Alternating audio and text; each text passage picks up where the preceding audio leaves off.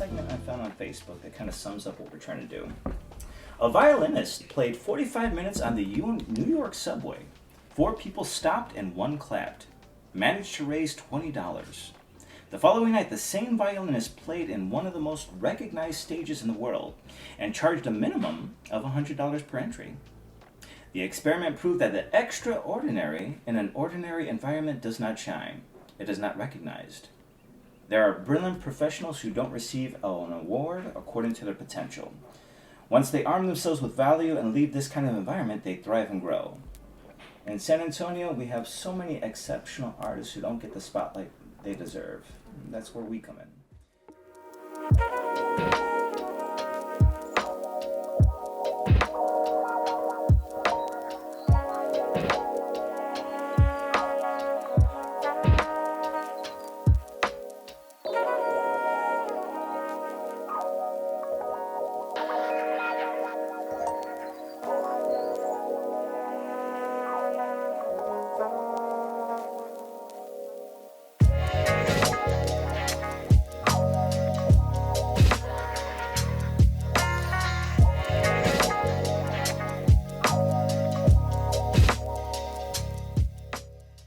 Our first guest tonight is the amazing, the talented MJ Ramos.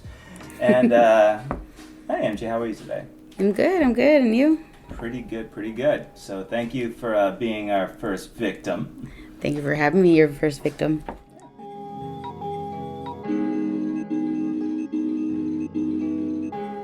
had an artist who made a drawing, and a friend of his showed up with a tattoo of that same art that he had.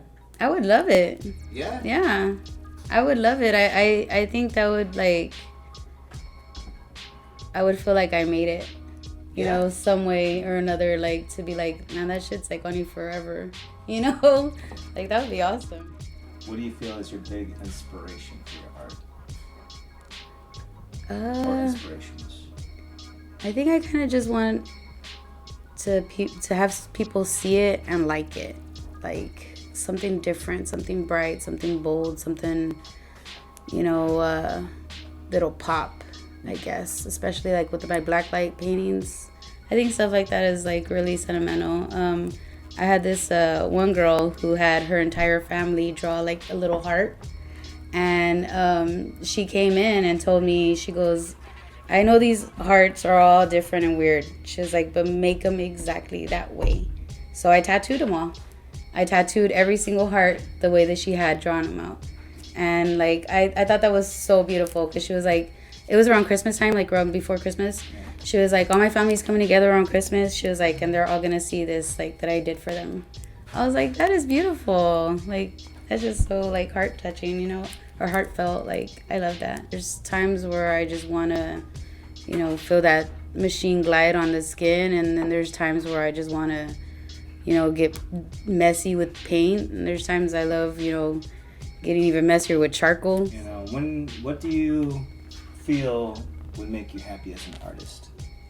Are you going for the fame and fortune, or as far as that, are you just wanting people to see, you know, the true beauty of your art? Are you trying to go? I'm not going for fame and fortune, but I would like to make some kind of profit off of it.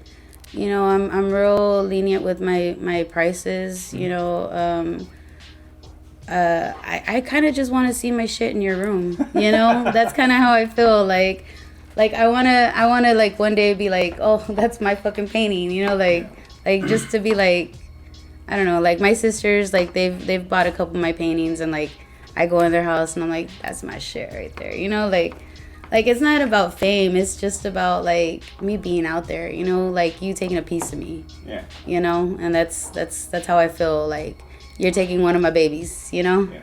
Like you're enjoying it. I that's what I want, is people to enjoy what they see.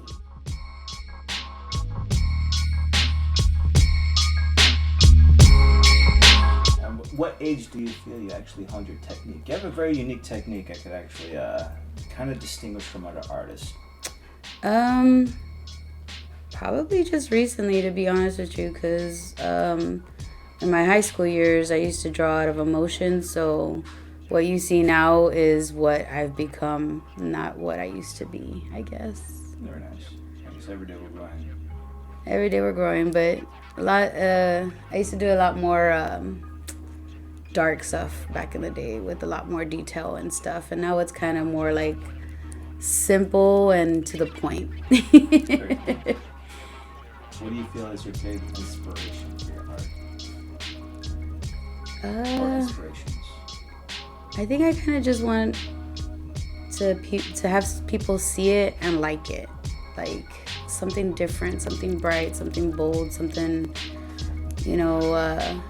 that'll pop, I guess. Especially like with my black light paintings or my glow in the dark paintings, like I think those are really, really cool. I love those. Like the colors are just so bright. So it comes off as one painting, but when the black light shines on it, it becomes a different painting. Yeah, it looks completely different because you'll see like the thing, right? But you won't see all the colors until you put that black light on it. And then it becomes like a whole other kind of painting. Like that one that he's in love with. Yeah. Like if you look at it, you just see like an eye with the clouds and everything. But if you put the black light, like the clouds actually, like they come alive almost. I don't know. They're like a real vibrant blue. And then like it has these little dots all around it that you can't see without the black light.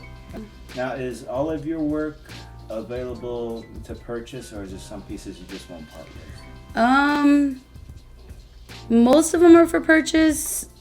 I was telling him the other day, like I've had them for so long, like there's some that I won't let go because like they've just become like part of me, Yeah.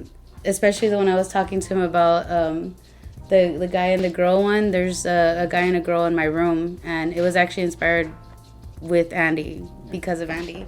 So I've always like joked with Andy because he's an atheist, and like when we were younger, I know what you're talking about, yeah. he was called Lucifer. His mom would call him Lucifer because he didn't believe in anything. Yeah.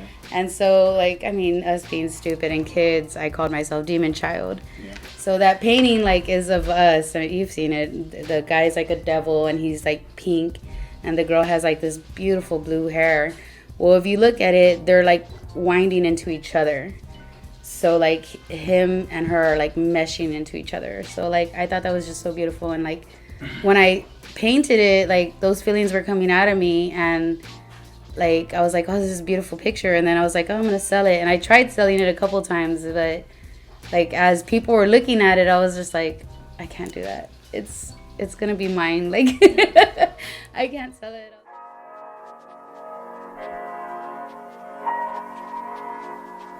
The table. Is what decided that room is going to be your room you're going to be painting?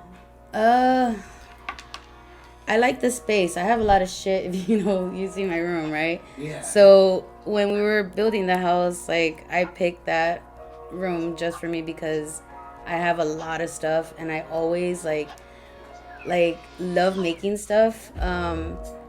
So I have one table, one that's specifically like for my art projects and my paintings, and just to fuck it up, like just to be for what I need at my craft stuff, And then the other one over there was for my tattoos. So that's why I had two different ones. I'm not tattooing there no more, so it gives me just more room to do more shit in there. But I don't know, I love the space. It's a lot bigger, and I do a lot of big pieces, so the space is like way better than having the other rooms. Yeah. I hate carpet though. I mean, as you saw, I already fucked up my carpet, but I was gonna look into. my carpet's jacked. I hope you truly see this thing that we're trying to do, is that you are a big inspiration to people, not just us, in general. You don't know how amazing you are. So like whenever a thought enters your damn mind about, I don't know if I'm gonna make it, you are an amazing person, MJ. And I'm grateful to call you my friend. So I want to thank you for inspiring us to do this. Yes, thank you for letting me be here. It's just, obviously we'll check up on you because that's what we do. Yes. But you are a great artist. Never ever doubt yourself ever again. I won't. Because I'll find someone to beat your ass. You can beat me up, but Poke me with a stick. There you go.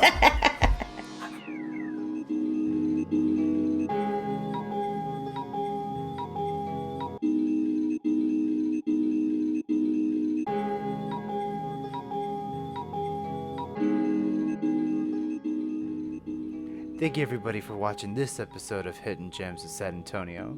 If you know any hidden gems that would like to be featured on a future episode, give a like, subscribe, and give that hidden gem a shout out in the comments below.